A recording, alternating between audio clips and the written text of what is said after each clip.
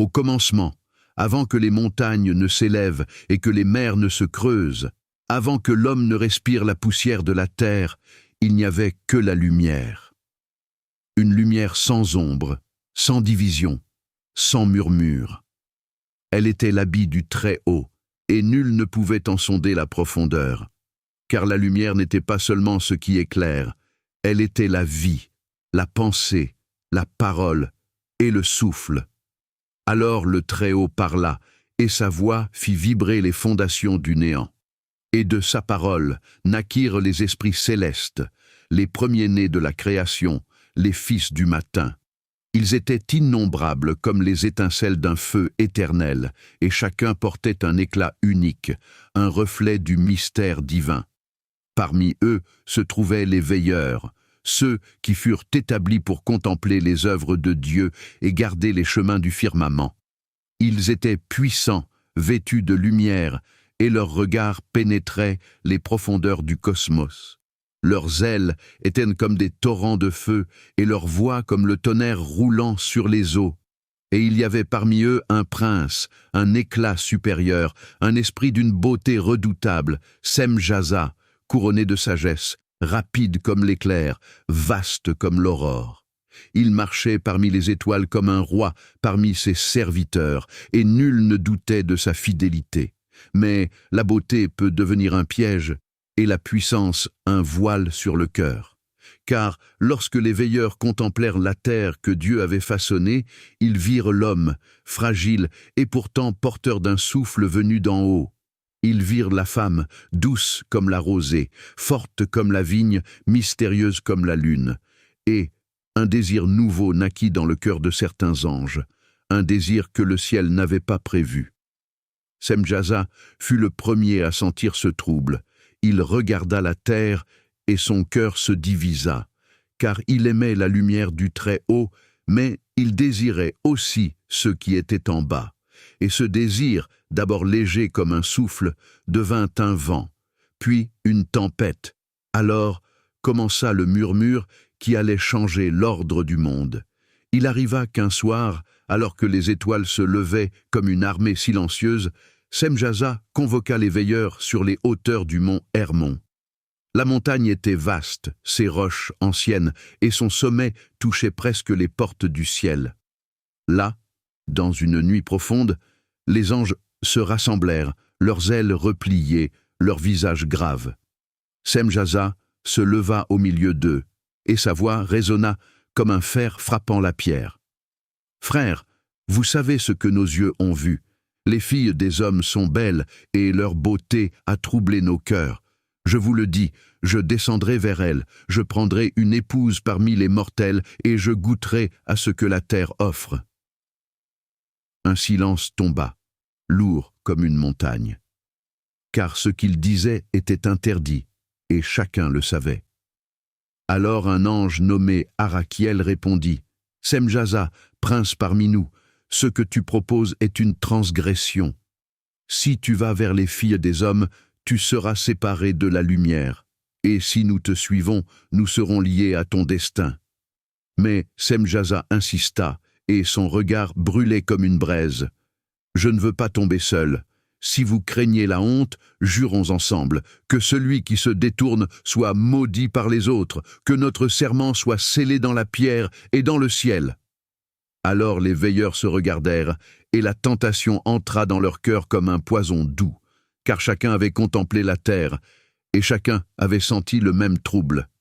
Ils se levèrent, un à un, jusqu'à être 200, et ils posèrent leurs mains sur une pierre brillante, et ils jurèrent un serment terrible, un serment qui fit trembler les fondations du ciel. Et la pierre s'illumina d'un feu sombre, comme si elle avait bu leur serment. Ainsi commença la chute. Lorsque le serment fut scellé, les veilleurs déployèrent leurs ailes et descendirent vers la terre. Le ciel s'ouvrit comme une blessure, et les anges tombèrent comme des étoiles brisées. Leur lumière se mêla à la poussière, et la terre trembla sous leur arrivée. Les hommes les virent et furent terrifiés, car jamais ils n'avaient contemplé des êtres si grands, si lumineux, si terribles. Les femmes les virent, et furent fascinés, car leur beauté dépassait tout ce que la terre avait connu. Alors les veilleurs prirent des épouses parmi les mortels, et ils habitèrent avec elles.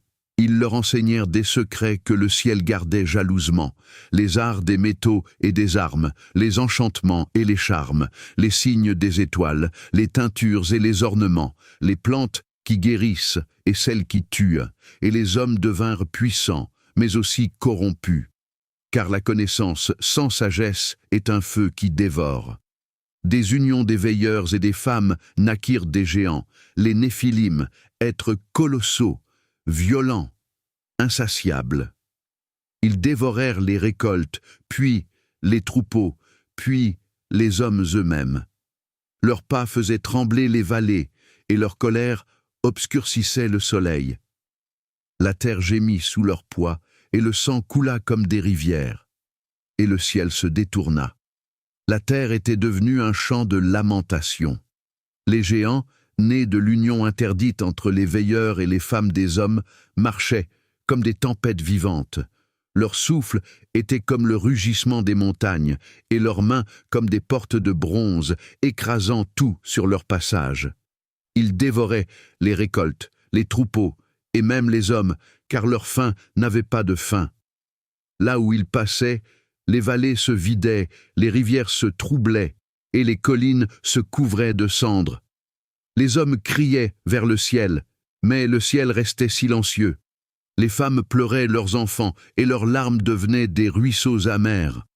Les vieillards levaient les mains vers les étoiles, mais les étoiles semblaient s'éteindre une à une, comme si elles détournaient leur regard de la corruption de la terre.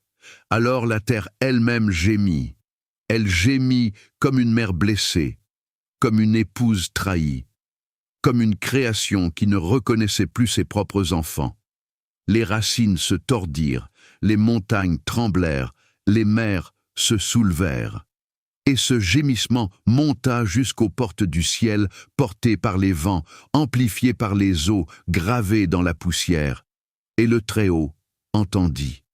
Dans les hauteurs où la lumière ne connaît ni déclin ni ombre, le trône du Très-Haut brillait comme 1000 soleils. Autour de lui se tenaient les esprits purs, les anges fidèles, ceux qui n'avaient jamais quitté leur place. Ils attendaient en silence, car ils savaient que le temps du jugement approchait. Alors une voix sortit du trône, profonde comme l'abîme, douce comme la rosée, terrible comme le tonnerre. La terre est souillée par ceux qui furent créés pour la garder. Les veilleurs ont trahi leur serment. Ils ont enseigné aux hommes ce qui ne leur appartenait pas. Ils ont engendré des géants qui dévorent la vie. Le cri de la terre est monté jusqu'à moi. Qui se lèvera pour restaurer l'ordre ? Alors 4 archanges s'avancèrent, leurs visages brillants comme des flammes vivantes. Michel, le champion de la justice, dont l'épée était comme un éclair suspendu. Gabriel, messager de la vérité, dont la voix pouvait briser les mensonges comme le vent brise les nuages. Raphaël, guérisseur des mondes, dont les mains portaient la lumière qui répare. Uriel, gardien des mystères, dont les yeux voyaient les chemins du temps. Ils se prosternèrent devant le Très-Haut, et le Très-Haut parla à chacun selon sa mission. La mission de Michel, Michel, prince de mes armées, va vers les géants, car ils ont rempli la terre de violence. Leur souffle est une peste, leurs mains un fléau, que ton épée les frappe et que leur puissance soit brisée, car ils ne doivent pas survivre au jugement. Michel inclina la tête, et son épée s'embrasa d'un feu blanc. La mission de Gabriel, Gabriel, souffle de ma parole, va vers les corrupteurs, car les hommes ont appris des arts interdits et leurs cœurs se sont détournés. Purifie la terre de leurs enchantements, dissipe les ténèbres qu'ils ont semées. Gabriel étendit ses ailes et une lumière bleue jaillit de ses mains. La mission de Raphaël. Raphaël, guérisseur de mes chemins, va vers Azazel, celui qui a enseigné aux hommes les armes et les charmes. Lis-le et jette-le dans les ténèbres profondes, car il a perverti la création. Raphaël se leva, et une chaîne d'or apparut dans sa main. La mission d'Uriel. Uriel, gardien des secrets, va vers Hénoc, le juste, car il marche avec moi, et son cœur est pur. Révèle-lui ce qui doit arriver, qu'il soit le messager de mon jugement, et qu'il avertisse les veilleurs de leur condamnation. Uriel inclina la tête, et ses yeux devinrent comme 2 étoiles.